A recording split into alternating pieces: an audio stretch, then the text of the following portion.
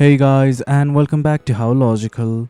In this tutorial, we're gonna look at how to mute notifications for Dropbox desktop application. Now let us begin. Well, do note that this right here is the application for Dropbox. In case you have not installed it, do install it right now. It's quite easy. We have prepared a video regarding that as well. Now let's simply look at how to mute the notifications.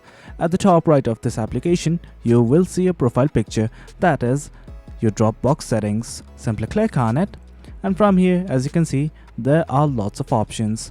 Well, initially you guys can see something like snooze notifications. Well, from here you can simply mute the notifications, but in case you want detailed information, what you guys can do is simply go to preferences, and once you're in the preferences section, well, initially you will be in the general tab, and at the bottom you can see something called as notifications. Click on the button right there, and from here, as you can see, you can turn on or off notifications for these options like mentions, comments on files and everything.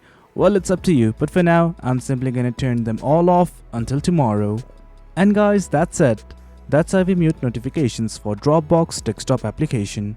Hope you guys found this video informative, and for more content like this, do remember to hit like, share and subscribe. Your support fuels us. Until next time, thank you.